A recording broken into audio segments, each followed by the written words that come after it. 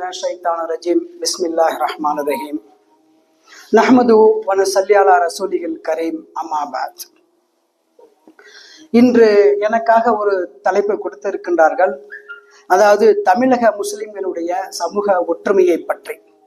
ஏறக்குறைய ஒரு 20 நிமிடங்கள் இதை பற்றி உரையாற்றலாம் என்கின்ற ஒரு எண்ணத்தில் வந்திருக்கின்றேன். இன்ஷா அல்லாஹ் முடிந்த அளவு சுருக்கமாக முடித்துக் கொள்வதற்குண்டான முயற்சிகளை செய்கின்றேன்.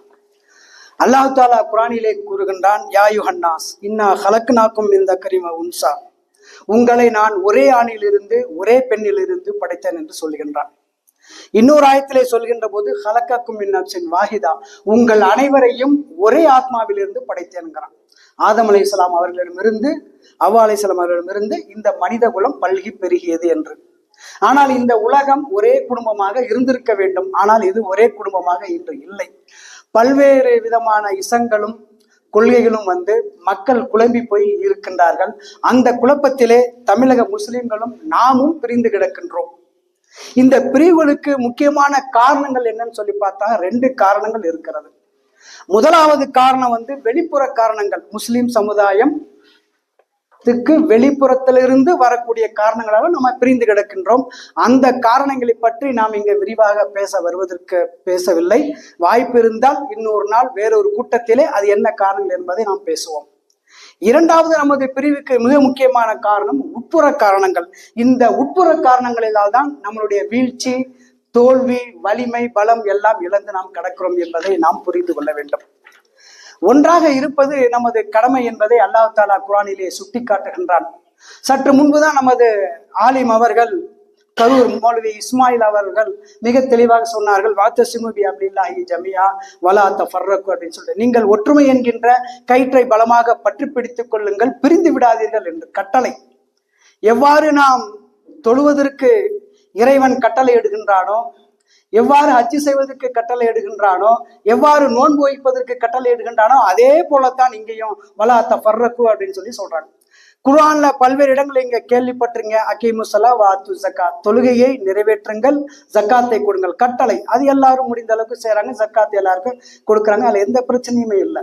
நோன்பு நோற்பதை பார்த்தோம்னாலும் அல்லாஹ் தஆலா சொல்ல, குத்திபா அலைக்குமுஸ் ஸியாமு கமா குத்திபா அலல்லதீன மின் கப்லிக்கும் லஅல்லக்கும் தத்தகூன், நீங்கள் இறைச்சம் பெறுவதற்காக வேண்டி, இறைச்சத்தை பெற்றுக் கொள்வதற்காக வேண்டி உங்கள் முன்னோர்களுக்கு எவ்வாறு இந்த நோன்பு கடமையாக்கப்பட்டிருந்ததோ அதே போல இந்த நோன்பு உங்கள் மீது கடமையாக்கப்பட்டதுன்னு சொல்றாங்க. அப்ப இதெல்லாம் கடமை என்று எண்ணிதானே நாம செஞ்சுட்டு இருக்கோம்.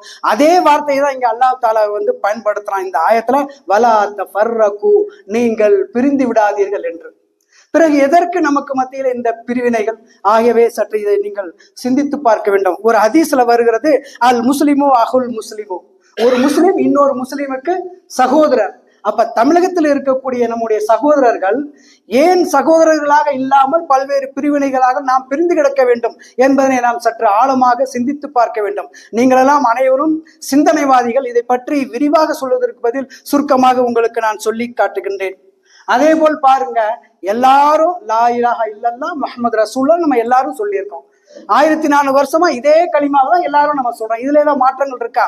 இதுல மாற்றங்கள்ல. பிறகு இவ்வாறு மாற்றங்கள் இல்லாத சமயங்களிலே எதற்காக நமக்கு மத்தியிலே மாற்றங்கள், பிரிவினைகள்? குரானை எடுத்துங்க, 1400 வருஷமா மாறி இருக்கா? ஏதாவது ஒரு எழுத்து யாராவது மாத்திட்டா உடனே போராட்டம் அப்படின்னு சொல்லிட்டு நம்ம போறோம். குரானை எரிச்சுட்டா நம்ம ஏதாவது ஒரு போராட்டம்னு போறோம். எந்த மாற்றத்தையும் நம்ம குரான்ல இன்னைக்கு வரைக்கும் நம்ம பார்க்கல. யாரும் மாற்றவும் முடியாது. மறுமை நாள் வரைக்கும் இருக்குங்கிறாங்க. அந்த திருமறை வசனங்கள், இறைமறை வசனங்கள் தான் நம்மள்கிட்ட இருக்குது.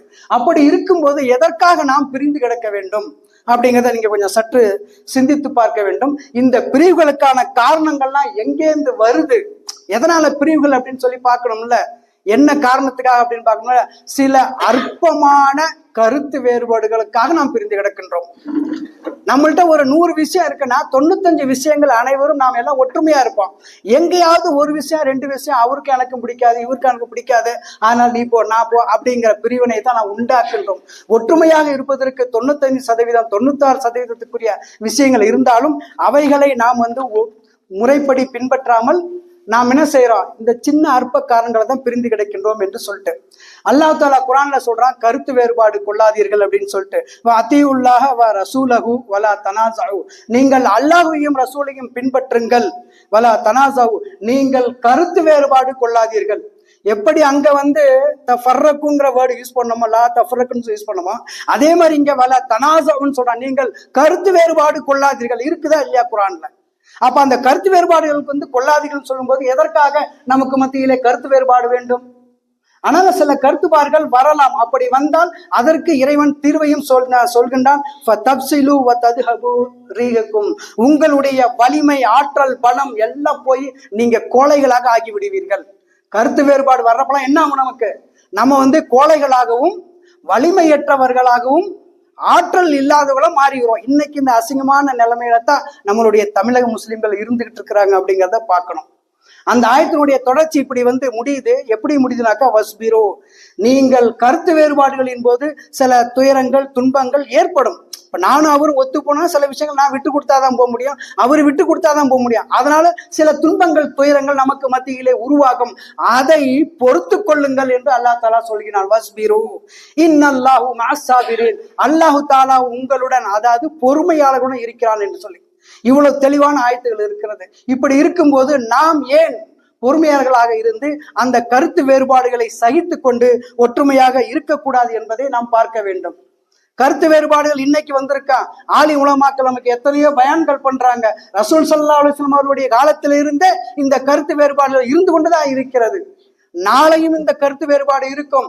இன்னும் சொல்ல போனால் மறுமை நாள் வரைக்கும் இந்த கருத்து வேறுபாடுகள் இருந்து கொண்டே இருக்கும். ஆனால் நாம செய்ய வேண்டியது என்னன்னு சொன்னா, கருத்து வேறுபாடுகளை எவ்வாறு சகித்து கொண்டு ஒற்றுமையாக இருப்பது என்பதனை புரிந்து கொண்டால்தான் நாம் செயல்பட முடியும். பொதுவாக கருத்து வேறுபாடுகள் வந்து ரெண்டு வகையா நம்ம பாக்குறோங்க. கருத்து வேறுபாடு இருக்குதான, மக்களுக்கு மத்தியில் மனிதர்களுக்கு கருத்து வேறுபாடு இருக்கு. அது ரெண்டு வகையாக நாம் பார்க்கின்றோம். ஒண்ணு வந்து இஸ்லாத்திற்கும் மற்ற மதங்களுக்கும் உள்ள கருத்து வேறுபாடுகள். அது என்ன கருத்து வேறுபாடுகள் சொல்லி பார்த்தா, இணை வைப்பவர்கள் இருக்கிறார்கள். நாம வந்து ஓரிரை கொள்கை நம்ப இருக்கோம், இறைவனுக்கு வந்து இணை வைக்கக்கூடாதுன்னு சொன்னா அவங்க இணை வைக்கிறாங்க. கருத்து வேறுபாடு இருக்குது. அதை எப்படி நம்ம ஹேண்டில் பண்றோங்கிறத நான் சொல்றேன். அதே மாதிரி அக்னி ஆராதனை செய்யக்கூடியவர்கள் இருக்கின்றார்கள், யூதர்கள் இருக்கிறார்கள். டோட்டலாவே கருத்து முரண்பாடுகள் இருக்கிறது. சிலை வழிபாடு செய்யக்கூடியவர்கள் இருக்கிறார்கள். அவர்களுடன் நாம் எப்படி போகிறோம் என்பதை நாம் பார்க்க வேண்டும். கிறிஸ்தவர்கள் இருக்கின்றார்கள். ஈசா அலைஹிஸ்ஸலாம் அவர்கள் தான் இறைவன் என்கின்றது போல ஒரு 3 கடவுள்கள், 3 இறைவன்கள் மாதிரி போறாங்க. அது எப்படி நம்ம சகிச்சுக்கிட்டு போறோம்? இதெல்லாம் பார்க்கலாம். ஏன் கடவுளே இல்லை என்று சொல்லக்கூடிய நாத்திகர்கள் கூட நம்ம வந்து பயணிச்சுக்கிட்டு இருக்கோம்ல, அவங்க கூட மிக அழகாக நம்ம பயணிக்கின்றோம். ஒண்ணுமே இல்லை, நம்ம ஒவ்வொரு தொழுகையிலும் ஓதக்கூடிய குல்யாயுல் காஃபிர் சூரா இருக்கு பாருங்க, அதனுடைய விளக்கம் தான். இவங்களுக்காக நம்ம என்ன சொல்றோம்? நீங்கள் எதை வணங்குகின்றீர்களோ அதை வணங்கக்கூடியவன் நான் இல்லை, நான் எதை வணங்குகின்றேனோ அதை வணங்கக்கூடியவர்கள் நீங்களும் இல்லை. நீங்கள் யாரை வணங்குகின்றீர்களோ அதை நீங்கள் வணங்கிக் கொள்ளுங்கள். நான் எவனை வணங்குகின்றனோ அதை நான் வணங்கிக்கிறேன். அதை கடைசியா எப்படி லக்கும் தீனுக்கும் வலியதீன், உங்களுடைய மார்க்கம் உங்களுக்கு, என் மார்க்கம் எனக்கு, வாங்க நம்ம எல்லாம் ஒன்னா போலாம் அப்படின்னு சொல்லிட்டு கரெக்டா போயிட்டு இருக்கோமா? கரெக்டா போகுதா? எதுவும் எந்த பிரச்சனையுமே இல்லை. ஆனா முஸ்லீம்களுக்கு மத்தியில மட்டும்தான் கருத்து வேறுபாடு வரும்போது நாம பிரிஞ்சு கிடக்கின்றோம். இதை வந்து பார்த்தோம்னா ரெண்டு இதா பாக்குறோம். ஒண்ணு வந்து மார்க்க ரீதியான கருத்து வேறுபாடுகள். மார்க்க ரீதியா ஒரு சில கருத்துப்பாடு இருக்கு. அதை இப்ப நான் லிஸ்ட் அவுட் பண்ண விரும்பல. இங்க வந்து சில விஷயங்கள்ல இது இப்படிதான் அப்படிதான் சொல்லி நம்ம நிறைய பேசணும். அந்த முரண்பாடுகளுக்கு நம்ம போக வேண்டாம். சில விஷயங்கள் வந்து அரசியல் ரீதியாக எழும் கருத்து வேறுபாடுகள். அவருக்கு ஒரு அரசியல் நிலைப்பாடு, இவருக்கு ஒரு அரசியல் நிலைப்பாடு, அவங்களுக்கு ஒரு அரசியல் நிலைப்பாடு அப்படின்னு சொல்லி இருக்குது. இதை பத்தி தான் நம்ம வந்து பேசணும். அப்ப இந்த கருத்து வேறுபாடு தான் நம்மளை பிரிச்சு வச்சிருக்கிறது நமக்கு நல்லாவே புரிஞ்சிருச்சு. இதுல இருந்து விடுபடுவதற்கு என்ன தீர்வு? அதுவும் வந்து குர்ஆன்ல அல்லாஹ் தஆலா சொல்றான். சூரத்து நிசாவிலே 59வது வசனத்துல சொல்றான், யா அய்யுஹல்லதீன ஆமனு, ஈமான் கொண்டவர்களே, அத்தியுல்லாஹ வ அத்தியு ரசூல, அல்லாஹ்வுக்கும் ரசூலுக்கும் நீங்கள் கட்டுப்படுங்கள், வ உலில் அம்ரி மின்கும், உங்களை நிர்வகிக்கக்கூடிய அந்த ஜமாத் என்கின்ற கட்டமைப்புக்கு நீங்கள் கட்டுப்படுங்கள். இப்ப இந்த கூட்டம் நடக்குது, இவர் வந்து தலைமை தாங்கி நடத்திட்டு இருக்காரு. இப்ப இங்க என்ன சொல்றாரோ அதை நம்ம கேட்க வேண்டிய கட்டாய சூழ்நிலை. அவருக்கு தான் தெரியும் இங்க என்ன பண்ணணும், ஏது பண்ணணும், என்ன பண்ணுங்கிறது புரியும். அப்ப கட்டுப்படணும். கட்டுப்படுறதை விட்டுட்டு நம்ம வந்து மாத்தி பேசணும்னா, கருத்து பண்ணாக்க நமக்கு மத்தியிலே பிரிவினை வந்துவிடும். உங்களுக்கு மத்தியில ஏதாவது ஒரு விஷயத்துல பிணக்கு ஏதாவது உண்டாகிவிட்டால் நமக்கு மத்தியில கருத்து வேறுபாடு வந்துருச்சு, உடனே என்ன செய்யணும்? அல்லாஹ்வுடைய ரசூலுடைய பக்கம் போய் அவர்கள் என்ன தீர்வுகளை சொல்லியிருக்காங்களோ அந்த தீர்வின் பக்கம் போவதற்காக நாம வந்து முயற்சி செய்யணும். அந்த ஆயத்து இப்படி முடிவு எப்படின்னா, இன் குன்தும் துமினூன பில்லாஹி வல் யௌமில் ஆகிரி, மறுமையையும் அல்லாஹ்வையும் நம்பக்கூடிய மூமின்களாக இருந்தால் நீங்கள் இப்படி நடந்து கொள்ளுங்கள். ذَلِكَ خَيْرٌ وَأَحْسَنُ تَأْوِيلًا, இதுதான் உங்களுக்கு அழகிய சிறந்த முடிவாக இருக்கும் அப்படின்னு சொல்றாங்க. அப்ப கருத்து வேறுபாடுல இருந்து விடுபடுவதற்குண்டான தெளிவான தீர்வு சொல்றாங்க. நீங்கள் கருத்து வேறுபாடு கொள்ள வேண்டாம், அப்படி கருத்து வேறுபாடு இருந்தா பொறுமையாக இருந்து கொள்ளுங்கள் அப்படின்னு சொல்றாங்க. இன்னொரு இது பார்த்தோம்னா, நம்ம சமுதாயத்துல கருத்து வேறு பார்த்தோம்னா, அந்தந்த குழு, இப்ப நம்ம ஒரு குரூப்பா இருந்தா என் குழு தான் பெஸ்ட், அவரு ஒரு குழு வச்சிருப்பாரு அது அவருது தான் பெஸ்ட் அப்படின்னு எல்லாரும் மகிழ்ச்சி அடைகிறாங்க. மகிழ்ச்சி அடைகிறதுக்கு பாக்குறோமா? ஆனா அல்லாஹ் தஆலா சொல்றான், மினல்லதீன ஃபர்ரகு தீனகும், எவர்கள் தங்களுடைய மார்க்கத்திலே பல பிரிவினைகளாக பிரிந்து விட்டார்களோ, வகானு ஷிஅன் குல்லு ஹிஸ்பின், அவர்கள் ஒவ்வொரு கட்சியாக தனித்தனி குழுவாக பிரிந்து விட்டார்களோ, பிமா லதைஹும் ஃபரிஹூன், அது அவங்கள்ட்ட என்ன இருக்கோ, என்ன கையில வச்சிருக்கானோ அதை நினைச்சு எல்லாம் சந்தோஷப்பட்டுட்டு உட்கார்ந்துருக்காங்க. ஓவரால் இந்த சமுதாயத்துக்கு என்ன வேணும், என்ன செய்யணும், நாம எப்படி இருக்கணும் அப்படின்ட்டு இல்லை. நான் ஏதோ ஒரு கருத்தை சொன்ன இன்னைக்கு எனக்கு சந்தோஷம், நம்ம போய்கிட்டே இருக்கலாம் அப்படின்னு சொல்லிட்டு இருக்குது. அந்த மாதிரி இருக்கவே கூடாது. ஒரு ஹதீஸ் ஒண்ணு வருது, அல் முஃமினு லில் முஃமினி கல் புன்யான், ஒரு வலிமையான கட்டடத்தை போல முஸ்லிம்கள் எல்லாம் இருக்கணும் அப்படின்னு சொல்லிட்டு. யஷுத்து பாதுஹு பாதன் வ ஷப்பக பைன அஸாபிஹி, ஒரு அந்த வலிமையுடைய கட்டணம் எப்படின்னு சொன்னாக்க, ஒரு பகுதி இன்னொரு பகுதிக்கு வலிமை சேர்க்குது. ரசூல் ஸல்லல்லாஹு அலைஹி வஸல்லம் அவர்கள் இந்த ஹதீஸை சொல்லிட்டு தன்னுடைய விரல்களை இப்படி இருந்ததை அப்படி சேர்த்து காமிச்சாங்க. மூமின்கள் எல்லாம் நீங்க இப்படி சேர்ந்து இருக்கணும் அப்படின்னு சொல்லிட்டு நம்மளுக்கு சொன்னாங்க.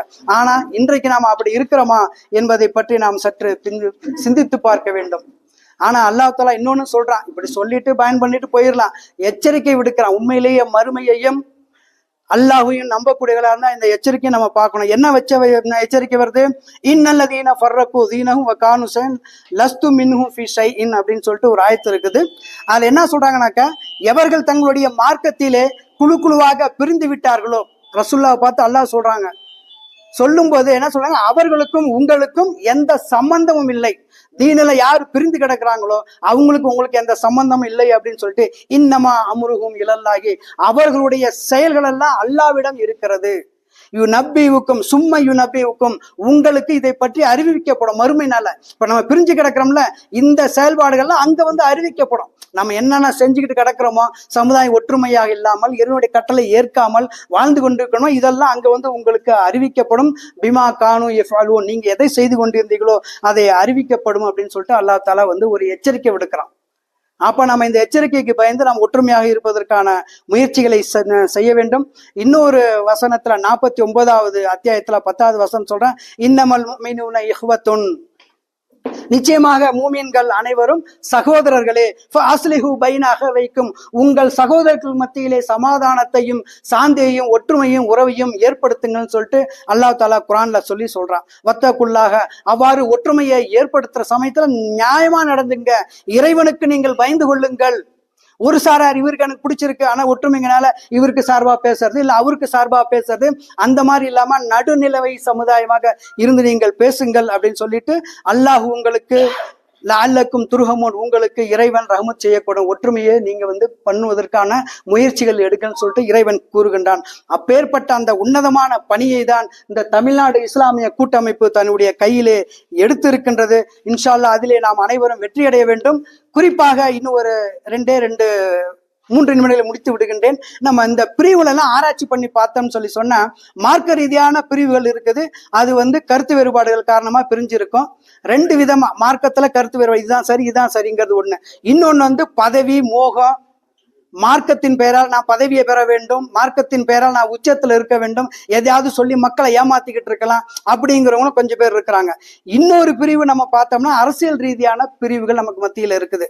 அந்த அரசியல் ரீதியான பிரிவு பார்த்தோம்னா 2 குரூப்பா இருக்கு. ஒண்ணு முஸ்லீம்கள் இருக்கக்கூடிய கட்சிகள்ல உள்ள ஒரு பிரிவு, முஸ்லீம் அல்லாதவர்கள் கட்சி அப்படின்னு சொல்லிட்டு. இப்ப முஸ்லீம்கள் அப்படின்னு சொல்லி பார்த்தோம்னு சொன்னா அதுல என்ன பிரிவுனா, தமுமுக, எஸ்டிபிஐ, முஸ்லீம் லீக், மனிதநேய ஜனநாயக கட்சி, அதுல கூட 2ஆ பிரிஞ்சிருச்சுன்னு சொல்லிட்டு இரவு ஒரு சகோதரர் எனக்கு சொன்னாரு. இந்திய தேசிய லீக், அதுல பல்வேறு தேசிய லீக் கட்சிகள் இருக்குது. இப்படி ஏராளமான கட்சிகளாக இந்த முஸ்லீம்கள் பிரிந்து கிடக்கின்றார்கள். முஸ்லீம் அல்லாத கட்சிகள்லையும் பாத்தீங்கன்னா அதுலயும் போய் தனித்தனியா நம்ம மக்கள் போய் வேலை செஞ்சிருக்காங்க. என்ன பலனை நாம் அடைகின்றோம்? தனித்தனியா கிடைப்பது என்ன பலன்? சொந்த பலன்களா தான் இருக்கணும். அது என்ன பார்த்தா DMK, ADMK, Visika, communist, BJP, இப்ப சமீபத்துல ஆரம்பிக்கப்பட்ட தமிழக வெற்றி கழகத்துல கூட நம்ம ஆளுங்கள் எல்லாம் போயிட்டு அங்க பார்த்து வந்து எல்லா வேலையும் பண்றாங்க. டிவில வராங்க, எல்லாருமே சொல்றாங்க. ஒற்றுமைக்கு உண்டான பணி நடக்கிற மாதிரி தெரியல. ஆனா பிரிவினைக்காக வேண்டி ஒவ்வொரு வாரமும் ஒவ்வொரு 10 நாளைக்கு ஒரு சில பிரிவினையான விஷயங்களை நாம் வந்து பார்த்துக்கிட்டே இருக்கோம். நாலாவது எப்படி பிரிஞ்சு கிடக்கிறாங்க, மொழிவாரியாகவும் பிரிந்து இருக்கின்றார்கள். தமிழ் ஸ்பீக்கிங் முஸ்லீம், தமிழ் பேசக்கூடிய முஸ்லீம், உருது பேசக்கூடிய முஸ்லீம் சொல்லி இந்த எலெக்ஷன் சமயத்துல எல்லாம் அது வருது இருக்குது. நீங்க கவனிச்சிருப்பீங்க. இது அல்லாஹ் தஆலா சொல்லியிருக்கானா? இஸ்லாம் வந்து மொழிக்கு அப்பாற்பட்டது, மொழிக்கு அப்பாற்பட்ட எல்லாருமே சகோதரர்கள், களிமா சொன்ன அர்த்தம் சகோதரர்கள் அப்படின்ட்டு அந்த இதை பார்க்கணும். இன்னொன்னு, நாலாவது ஒரு பிரிவு, இந்த குழுக்குள்ளே குழு பிரச்சனை. அப்ப இந்த குரூப் சொன்னல, இந்த குரூப்ல இப்ப நம்ம ஒரு 30-50 பேர் இருக்கோம்னா இதுக்குள்ளே பல குழுக்கள் இருக்குது, இந்த மாதிரியும் இருக்குது. அதனால நம்ம எப்படி பிரிஞ்சு கிடக்கிறோம் அப்படிங்கிறத இன்ஷா அல்லாஹ் பாருங்க. இது ஒரு மனநோய், பிரிந்து கிடப்பது ஒரு மனநோய். இது வந்து நம்ம வந்து தீர்த்து வைக்க வேண்டிய ஒரு கட்டாயத்துல நாம இருக்கிறோம். அதனால என்ன செய்யறேன்னு சொன்னா, இந்த IFTN என்கின்ற இந்த தமிழ்நாடு இஸ்லாமிய கூட்டமைப்பை கொண்டு நாம எல்லாத்தையும் வலுப்படுத்தலாம் அப்படிங்கிறதாக இருக்கிறோம். இந்த IFTN வந்து நீங்க பார்த்தீங்கன்னா முறையாக தமிழகத்திலே பதிவு செய்யப்பட்ட ஒரு அமைப்பாக இருக்கிறது. முறையாக பதிவு செய்யப்பட்டிருக்கு. ஏன்னா அப்படிலாம் கிடையாது. ஜனநாயக ரீதியாக எப்படி செய்ய வேண்டுமோ அது மாதிரி நம்ம செஞ்சுக்கிறோம். இன்ஷா அல்லாஹ் அதற்குண்டான வழிகளை எல்லாம் நீங்கள் எடுத்து அதற்குண்டான ஒற்றுமைக்கான முயற்சிகளை நீங்க செய்ய வேண்டும். இதனால அல்லாஹ் தஆலா உங்களுக்கு ஏராளமான நன்மைகளை வைத்து இருக்கின்றான். அதோடு மட்டுமல்ல, நீங்கள் ஒற்றுமையாக இருப்பதற்கு முயற்சி செய்யும் போது இந்த சமுதாயம் வலுப்படுவதற்கும் அவருடைய உரிமைகள் பாதுகாக்கப்படுவதற்கும் கல்வி மற்ற விஷயங்களிலே மேம்படுவதற்குண்டான பல்வேறு வாய்ப்புகள் கிடைக்கும் என்று கூறி பேச வாய்ப்பளித்த எனது நல்ல உள்ளங்களுக்கு நன்றி கூறி விடைபெறுகின்றேன். ஆஹிரு தாவானா அனில் அல்ஹம்துலில்லாஹி ரப்பில் ஆலமீன். அஸ்ஸலாமு அலைக்கும் வரஹ்மத்துல்லாஹி வபரகாத்துஹு.